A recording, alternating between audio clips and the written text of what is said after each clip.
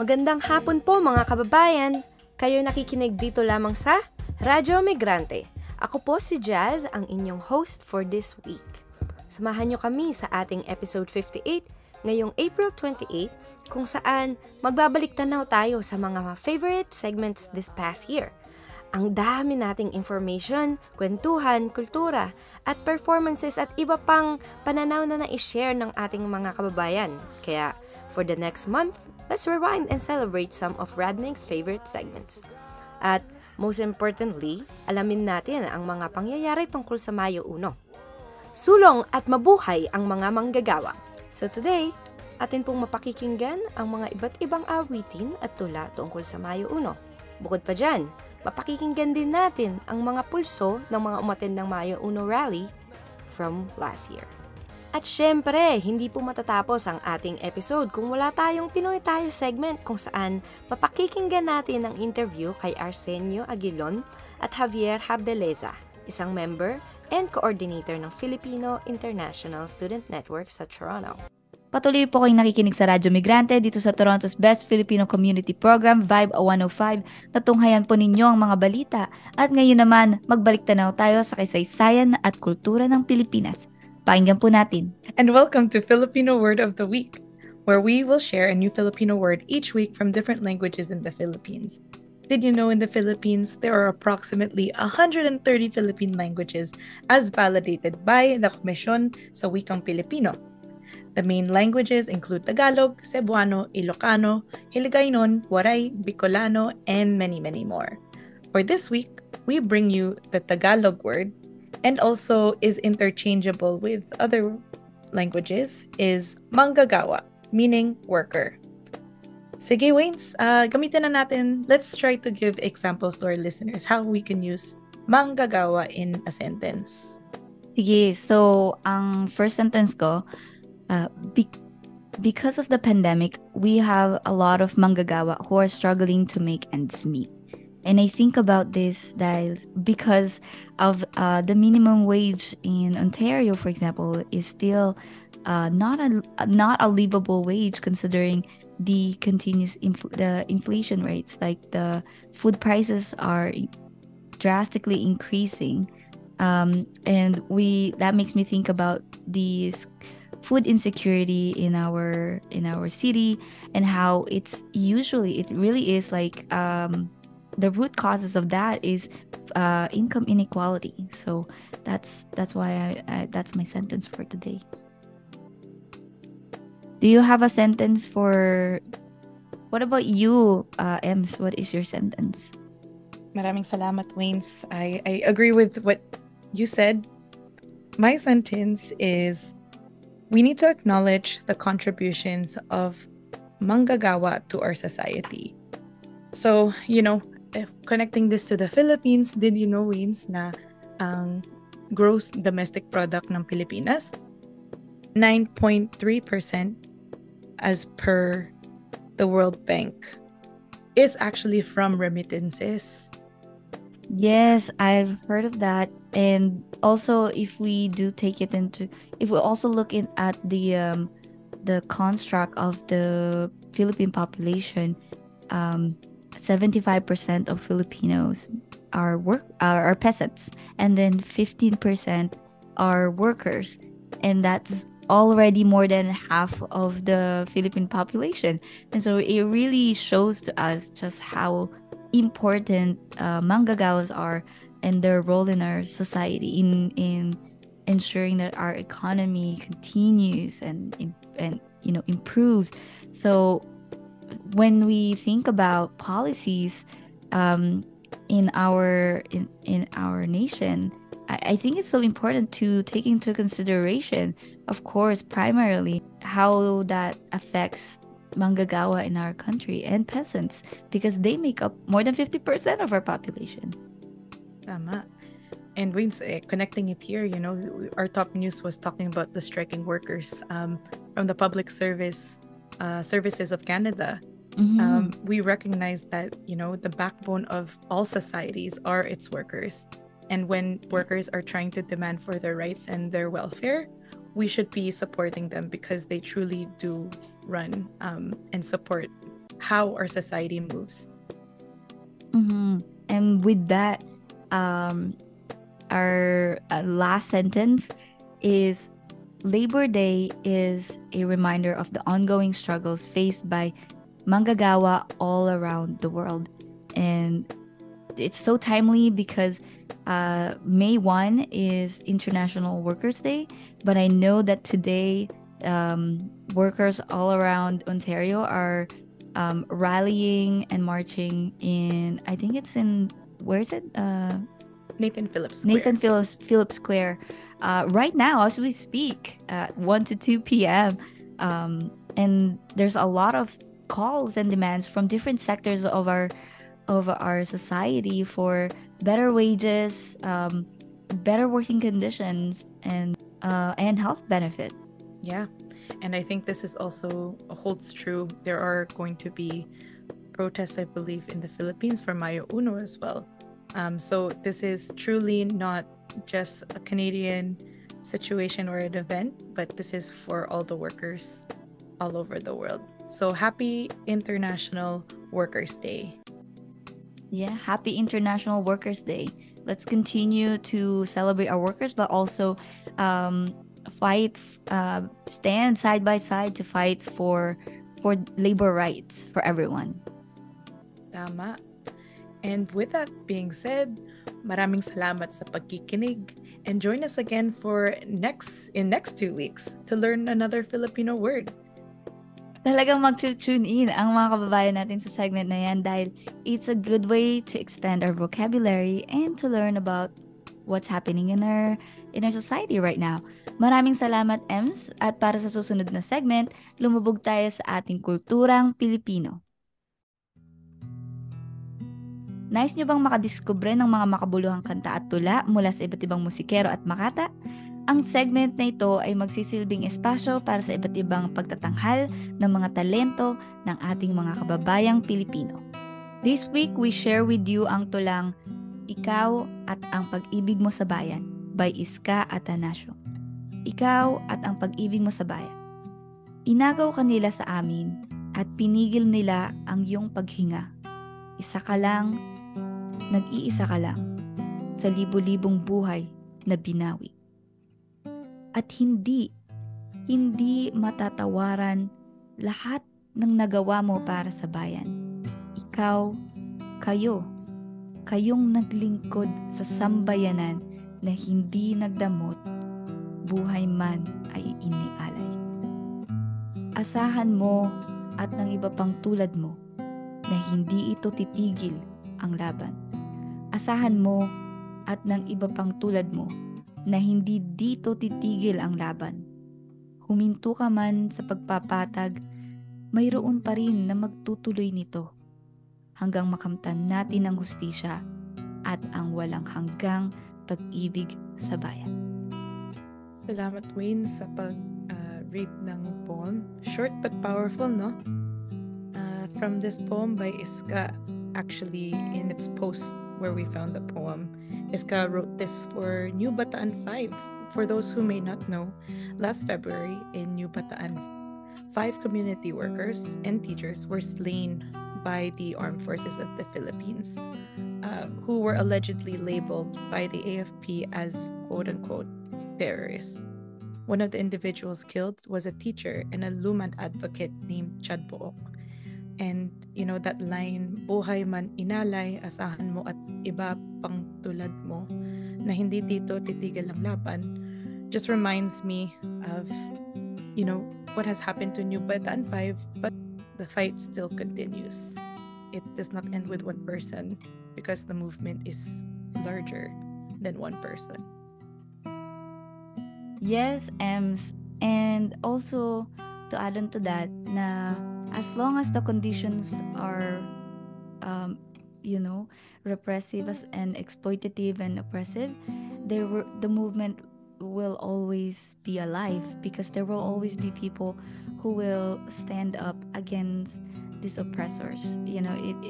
As long as the society calls for it, the conditions of the society calls for it, patuloy ang laban dahil marami pang mapang-api na nag-exist. And for me, ang nagustuhan kong part ng tulang ito ay yung sinabi na nag-iisa ka lang sa libo-libong buhay na binawi, which really reminds us yung how bloody and violent the past regimes have been. So since Duterte's term, 'di ba, nung June 2016, at there's been recorded more than 100,000 social leaders and human rights activists that have been harassed or targeted by law enforcement agencies. Pati na rin 308 have been killed, 214 have been tortured, and 13 have gone missing. At 832 have been unlawfully arrested, according to Karapatan's records. And here ngayon, under Marcos administration, according to Rappler, 28 elected officials have already been killed. And just overall sa Pilipinas, since 1986, there have been at least 197 journalists killed in the Philippines, according to the National Union of Journalists of the Philippines. Muli ako si Waynes, lagi niyong maaasahan na maghahandog ng makabuluhang musika, tula, at maraming pang iba na nagdidiwang ng kulturang Pilipino. Dito lang sa Radyo Migrante 105.5 FM.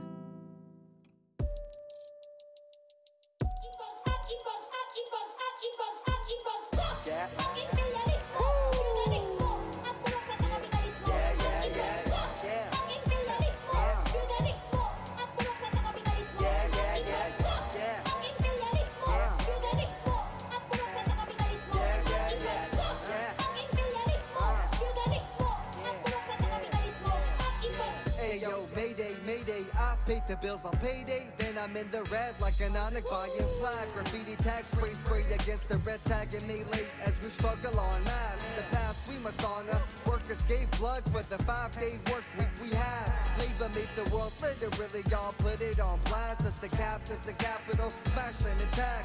Pigs race batons, pompous is the front, but you can smell the fear, know that we stand strong as a class. Clashing in the streets like the red line, the white line. Militant salute for the troops, giving a lifetime for liberation. Knowing what's the destination, not knowing whether they'll arrive fine in this lifetime. Stand strong, struggle goes on. The red sun grazed the sky, it's a new dawn.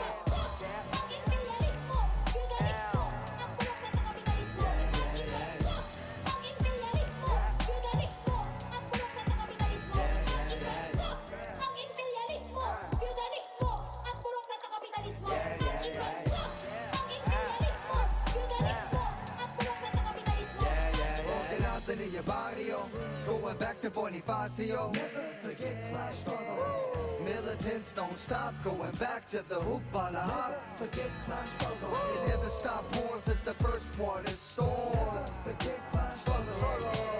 Workers unite, break your chains and fight. Never forget class struggle.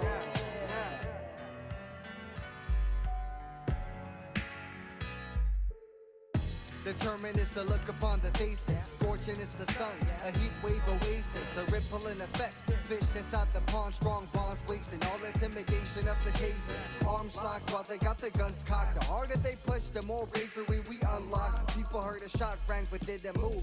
And stay true to the strategy and followed up the tune. Mass sign had measured up the mood of the masses. Attack is a defense when you isolate the backwards. Taste of the advance, grab the intermediate and lock hands.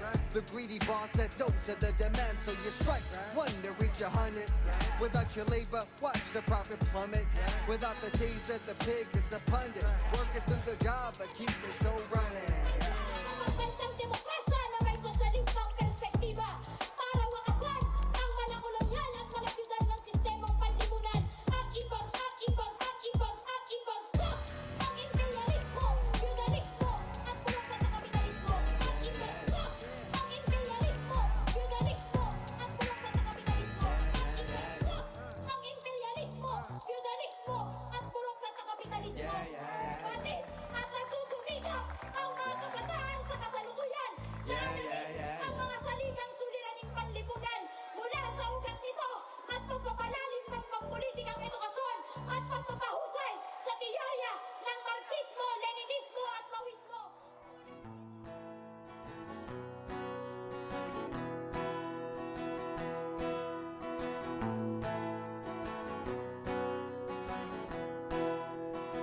Sumakay ka na dito sa jeepney ko, dadalhin kita kahit saan tutungo. Ngunit kaming mga tsuper ay naghihirap everywhere. Kaming naghahatid sa inyo,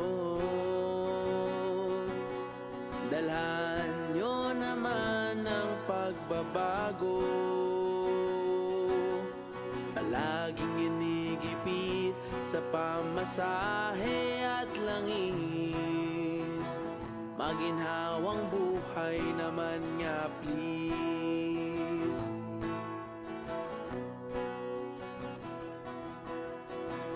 Sumakay ka na dito sa tricycle, don't you worry, I will handle you with care.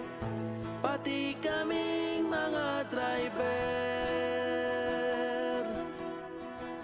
naghihirap din sa pagtaas ng fare. Kaming naghahatid sa inyo, dalhan nyo naman ang pagbabago. Palaging ginigipit sa pamasahe at langis, maginhawang buhay naman nga please. Bakit kailangan kami pa ang naghihirap? Sa ating Pulso segment, pakinggan natin ang mga saloobin ng mga umattend ng International Workers' Day Rally noong April 30th, 2023. My name is Esra and I'm an international student here. I'm from QP. I'm a teaching assistant at York University. My name is Philip Fernandez. I'm with I'm with CTCML, and we are here as the May Day demonstration. Because we are one working class, all of us from different parts of the world. Everybody's here. This is my first time in Canada attending the rally for the May Day. So I really wanted to see the environment and see whether this is going to be the useful venue for us, like international students, to defend our rights as well. This is the day when we come together and show our muscle throughout the world. And at different stages, it may be small sometimes, but at other stages, it takes the world. For me, it's freedom, and all people, especially proletariat, have to unite, and we should change the system because we are victim of capitalism, white capitalism. It means a lot, but I believe it is not really prioritized here in Canada. Yeah, especially thinking that, I have been working here for almost 4 years, but still I don't have the necessary entitlements. Migrant workers, they're all fighting for their rights. And the main thing that is missing is that we have to have political power so that we can decide. And we need co-op housing throughout Canada and the world. We can't have to have public housing, social housing, just like we have public medicine. And we must not lose our public medicine, and we must take our public housing. Is for workers' control and workers' management of all essential industries, for open borders and end to all anti-immigrant laws, and for absolute free movement of all people. Yeah, I believe there needs to be different care relations for especially international students, because our work experience here is not counted as a real work experience just because we are holding full-time student status. This might be the first and foremost change. While the living cost is increasing a lot here in Toronto, especially the housing, the food, groceries, and everything that, I believe the salaries need to be increased accordingly, thinking through the high inflation rate is happening right now in Canada. Yeah, that's the second thing I believe. At iyan po ang ating Pulso ng Migrante sa linggong ito. Maraming salamat sa mga umattend ng International Workers' Day Rally at sa pagbabahagi ng kanilang karanasan. At syempre, hindi po matatapos ang ating episode kung wala tayong Pinoy Tayo segment kung saan mapakikinggan natin ang interview kay Arsenio Aguilon at Javier Hardeleza, isang member and coordinator ng Filipino. Ayan! Ako po ang inyong host, si Jazz, sa ating Pinoy Tayo segment o Pinoy Talakayan at Usapan. Dito natin mapakikinggan ang talambuhay ng ating mga kababayan na migrant workers, international students at iba pa. Halina't pakinggan natin ang fresh na perspectives ng ating mga kababayang Pilipino. Ayun, at kasama po natin ngayon si Kuya Javier Hardeleza at Kuya Arsenio Aguilon of FISN o Filipino International Students Network. Welcome po sa Radyo Migrante mga kuya. Super happy kami na nandito po kayo today with us at magkakwentuhan tayo. Kung pwede niyo po pakilala ang sarili ninyo po at ibati ang ating listeners. Magandang hapon po. Magandang araw, umaga sa lahat ng ating mga tagapakinig. Binabati ko po kayo at maraming salamat po sa pag-imbita ng Radyo Migrante upang kami ay makapagsalita. Mula Javier Hardeleza po mula sa Filipino International Students Network at kasalukuyang tumatayong coordinator ng FISN. Magandang gabi po pala sa lahat ng mga nakikinig. Bago ko ituloy yung ating pagpapakilala, ang pangalan ko po ay Arsenio Aguilon. Sabi nga kanina, Tubong Batangas daw. So isa po akong international student dito sa Toronto in Centennial College at miyembro po ng FISN, Filipino International Student Network na nabuo po kamakailan lang. At magkakaroon po kami ng launching this May 4. So dati po akong OFW at bilang isang international student, nandito po kami at handang maghayag, maglatag ng aming mga hinaing, pangangailangan at mga isyu na pwedeng kapulutan din ng aral ng mga darating pang mga international student dito. Paano po ba nabuo ang FISN? Sa panimula, nalaman natin na samut-sari ang mga usapin, mga challenges, realities ng mga international students, particular yung mga international students mula sa Pilipinas na kumbaga nangarap na pumunta rito kung merong American dream, meron namang Canadian dream.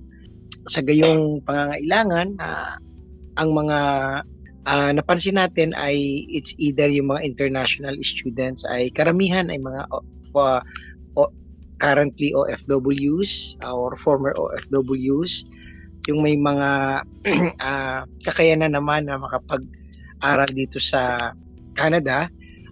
Ngayon, nakita ako rin kasi ay member ng Migrante Ontario. In particular, mas yung Migrante ang nauna na magkaroon ng mga tumatayo sa unahan para i-advocate o magkaroon ng advokasya sa mga issues and concerns ng international students. Ay merong special needs ang mga international students na in particular tutukan talaga. Halimbawa, yung usapin ng housing, usapin sa mataas na matrikula, usapin kaugnay doon sa limitadong access sa healthcare, na kasama na doon sa binabayarang mahal na tuition fees, yung limitasyon kaugnay doon sa access to job opportunities, racism, etc. So kaya at nakita natin yung influx, yung influx, kumbaga yung trend. For example, nung mga nakaraang panahon, nakita natin yung tinatawag na live-in caregiver program. Dalawahan yan yung sending countries, which is the Philippine government, and receiving countries. Tapos halos nawala na yung live-in caregiver program. Nakahanap ang Canadian government ng panibagong programa. Kaya nakita nila dito yung International Students Program, which is another pathway para makapunta sa Canada. Before the IRCC yung update sa policies niya, this is the fastest yet expensive pathway para makapasok sa Canada. At along the way, siguro mga 3 years ago, magsimula 3 years ago, up to now, saturated na ng international students ang ang Canada, dumating sa punto na sinisisi ang mga international students, kasama dun siyempre ang mga Filipino international students, kung bakit may housing crisis sa Canada dahil sa influx, libo-libo yung dumarating kada taon dito sa Canada. Kung hindi ako nagkamali sa pag-aaral ng migrante, ang Filipino, the Philippines was the third, second to India and China. Tayo ang pangatlo sa sending ng yung nagpapadala taon-taon ng international students. Nakita ng migrante na may pangangailangan talagang tutukan yung interes at pag-advokasya sa mga interes at kagalingan ng mga international students. But at the same time, they're also workers, mga nagtatrabaho din kami, mga international students. So, nung December, so doon sa tanong mo, paano nabuo yung Filipino International Students Network, actually, napakahusay nung pagkakabuo niya. This is very participatory dahil nung December 2023, nagkaroon tayo o naglunsad ang migrante sa pangunguna ng migrante at yung mga kaibigan niyang mga organisasyon, nagkaroon ng tinatawag na Filipino International Students Forum. At bahagi noong aktibidad na yon ay nagkaroon ng focus group discussions. At lumabas na number 1 o pangunahin na pangangailangan ay mabuo ang isang network na siyang magiging, kumbaga, ay Center of Advocacy, Center of Education. Kasi halimbawa, si Brother Arsenio, ako, at ang iba pang mga international students o Filipino international students, kung ano yung kinakaharap niyang problema, kaparehas din ang kinakaharap kong problema, yung mga hamon ng international students, kagaya ng mga nabanggit ko na nga kanina, yung ilan doon, mahirap siya kung individual mo siyang hindi naman sa hindi magre-resolve kundi kung ikaw lang yung papasan, meron kang kasama na mga kapwa kababayan na iisa yung pinagdadaanan. Oo. So doon sa forum ay lumabas na magkaroon ng isang network na siyang magiging collective, magiging sentro para magkaroon ng collective discussion, collective advocacy. And then simula nung December 2023, nagkaroon talaga ng pag-oorganisa para mabuo at maitayo. Batay na rin doon sa rekomendasyon ng nangyaring focus group discussion, may pangangailangan na maitayo ang tinatawag nating isang network. Kaya mula doon nabuo yung konsepto na dapat mailunsad yung tinatawag nating Filipino International Students Network.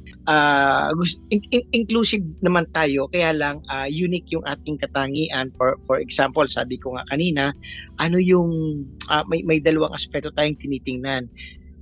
Pangunahin na yung sending countries, and then pangalawa yung receiving countries. For example, both countries are benefiting from international students, Filipino international students. Ang panawagan natin, trabaho sa Pinas, hindi sa labas, para hindi na tayo magkahiwa-hiwala yung pamilya, kung may maayos na kabuhayan sa Pilipinas, kung kayang ibigay yung sweldo yung na kagaya ng nandito sa Canada, bakit pa tayo aalis? Nakaya naman. Pero yung politika at saka ekonomiya na nagre-resulta sa ekonomiya, sa hindi maayos na ekonomiya, domino effect na yan. So ang tingin ng sending country, which is the Philippine government, ay this is matagalan na ang tingin nila sa mga international students ay mapagkakakitaan katulad ng mga iba pang mga OFWs. Ang tingin niya is hayaan nating umalis yung mga Filipino international students, mag-aral, at the same time magtatrabaho, and then magsisend ng remittance pabalik sa Pilipinas. So doon yun, nadadagdag ang mga Filipino international students sa bilang ng mga masasabi nating overseas Filipino workers. Yung receiving countries naman, which is Canada, ay nakikinabang din dahil sa cheap labor, for example, cheap labor. Kaya nga ang sabi namin na international students in general are used and abused. no? Kaya nga lang yung Filipino kasi nagbabayad tayo ng tax, etc. Ang uniqueness lang sa amin ay expensive. We are paying too much high pagdating doon sa sa tuition. Oo. So, yun, yung uniqueness kung bakit Filipino International Students Network ang maitayo ay hindi nito inaalis. Ibig sabihin, nakakonect pa rin tayo doon sa mga issues and concerns natin sa Pilipinas. Habang pinag-uusapan natin yung kalagayan dito ng mga international students, Filipino international students na andito na sa Canada. Thank you, kapatid. So, halos nasabi mo na yung mga mga tungkol sa FISN. So siguro ang karagdagan ko na lang kung ang tanong ay kung paano nabuo, unang-una binuo ito para sa ating mga nangangailangan. So hindi naman doon sa mga tao na hindi naman nangangailangan. Yung main concept nito, yung layunin talaga nito is magkaroon ng sentrong komunikasyon. Siguro kung mapapansin natin, at isa rin to sa naging observation ko dito sa Canada, ang mga international student dito karamihan walang boses. Para bang sila-sila na lang. Sila-sila na lang yung nag-uusap pero hindi nakakarating sa kinauukulan. So anong nangyayari? Usap-usapan na lang pero wala naman solusyon. Lalo na nga sa pinag-aaralan ko ngayon na sa Centennial College, marami akong naririnig na hinaing, pangangailangan, at sabi ko tamang-tama itong FISN na ito dahil wala silang boses. Paano ba nila ipaparating hindi nga nila kilala, hindi nila alam kung sino yung kakausapin. So bilang FISN member, meron kang karapatan na ipaakyat yung boses mo sa kinauukulan at ito yung magiging sentrong komunikasyon. At lahat ng boses ng mga estudyante ay pwede nating iparating sa tamang kinauukulan upang ito ay magkaroon ng solusyon at hindi lamang mapunta sa wala lang. Para bang ang nangyayari is dumaan lang pero nandun pa rin yung problema.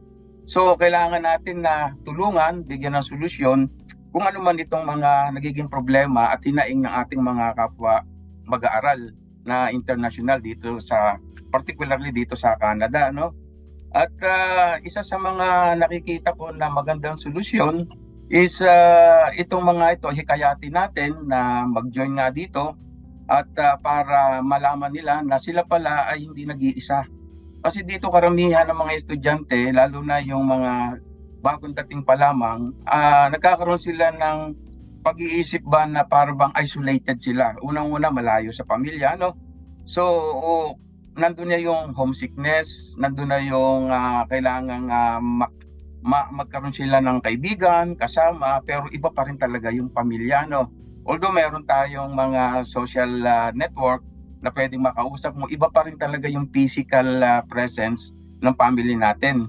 So, sa nakikita ko, isa din itong paraan, itong FISN para magkaroon ng mga gathering, yung mga pagsasama-sama upang maimbita natin itong mga estudyante, makasama natin at gawin natin silang aktibo upang hindi lamang silang matulungan kundi yung iba pang mga estudyante at yung mga darating pang estudyante ay matuto at magkaroon ng tamang pag-aaral paano ba mabuhay dito sa Canada.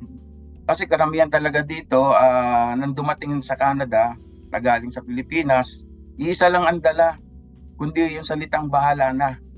So, di ba, kahit ako nung pumunta ako dito, sabi ko, ano kayong magiging buhay sa Canada? Ang laging sabi ko, bahala na. Pero mali pala yun. Mali pala na ang mga estudyante, ganun na lang yung iniisip nila na bahala na.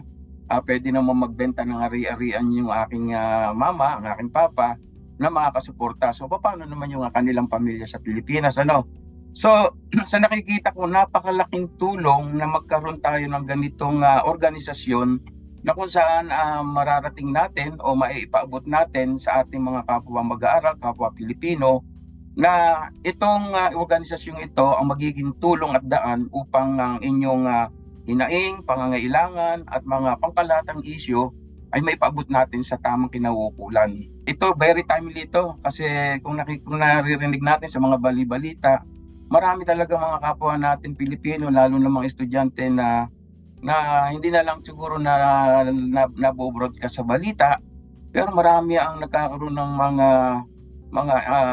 problema. Meron pa nga mga issue na talaga nagpapakamatay. May mga issue na talagang nawawala na sa sarili dahil sa dami ng problema. So, ito yung isang solusyon. Hindi ko sinasabi na ito lamang yung solusyon, pero ito yung isa sa magiging solusyon upang ating matulungan ang kapwa natin mga mag-aaral na international. Bakit po kayong dalawa po sumali sa FISN? Napakagandang katanungan yan, ano?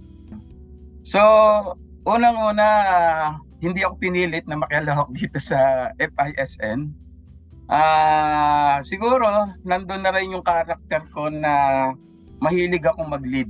Kasi sa karanasan ko kasi bilang estudyante, nung estudyante kasi ako sa atin sa Pilipinas, kasali na rin ako sa mga organisasyon, nagiging leader ako. Nitong nakaraang trabaho ko na as in OFW sa UAE, I was one of the leader of the Filipino community there, na kung saan yung mga pangangailangan, hinaing at mga tulong na kailangan ng mga community doon, naipaabot ko direkta sa ambassador natin. So I have a direct communication with the embassy na kung saan kung may issue, may mga problema, lalo na yung mga OFW na maltrato, mga OFW na tumakas doon sa lugar namin. So ako yung nagpapaabot ng mga problema nila sa embassy. In my small way, yun yung aking way para makatulong sa aking kapwa, no? At dahil nga sa karanasan kong yun, nung makarating ako dito sa Canada, hindi pa rin nawala talaga sa akin yung pagtulong. Kahit nga dito, nagiging miyembro na ako ng mga iba't ibang group, lalo sa social media, na kung saan naghahanap kami ng mga Pilipino na may mga problema na pwede natin tulungan. So, yun ang aking main reason na kung bakit ako nakilahok dito, to help. So, sa mga nakita ko dito na problema ng mga, lalo ng mga classmate kong Pilipino, isang sinasabi nila, lack of fund. Kulang daw sila sa fund. So gusto kong makita na tayo lahat ay magkaisa. Dahil pag tayo nagkaisa, nandiyan yung kaunlaran. Di ba? Magkaisa tayo at uunlad tayo. So yun yung nakikita kong magandang maitutulong ng FISN. Isolid tayo lahat. Kasi yung pagka may solidarity tayo sa lahat ng mga Pilipino dito, malaking tulong sa bawat isa. Walang Pilipinong maghihirap pagka tayo lahat ay nagtulungan. Our last call, ano po ang message nyo sa mga international students at sa ibang mga kababayan na nakikinig sa Radyo Migrante ngayon? Kasi napakarami ko talagang gustong i-share, hindi lamang sa ating tatlo, kundi sa lahat ng mga Pilipino, hindi lamang sa mga estudyante na makikinig nito. Unang-una, tayo, may mentalidad kasi tayo na greener pasture. Di ba? Yun yung lagi iniisip natin na punta ko ng ganun lugar para sa greener pasture ko. So, one of our choices is Canada. So, siguro ang maipahatid ko, siguraduhin natin na handa tayo. Handa tayo saan? Hindi lamang financially, kundi physically, psychologically, and social, culturally. Siguro dahil tayo ay nangarap na, huwag naman tayong gumising ng luhaan. Nangarap na tayo, yung pangarap na ating pinangarap, kailangan natin tuparin at matutupad lamang yon kung ikaw ang mismong kikilos. Hindi lamang dahil sa may lakas ka, pero nandun pa rin siyempre yung pananampalataya natin sa Panginoon na huwag tayong makakalimot sa Panginoon. Yun ang pinaka-importante na may advice ko. Pag nandito tayo, spiritually, kailangan din natin yan. Kasi kapag spiritually healthy ka, then dala na lahat. Huwag tayong makakalimot na may Diyos, na kahit tayo nung problema, andyan pa rin. Thank you! Habang sabihin natin ay pinapaganda natin yung relasyon ng kapwa Pilipino ng mga Pilipino dito sa Canada sa ngayon, dahil nandirito na nga tayo, in particular dito sa FISN, nais kong idagdag na yun, habang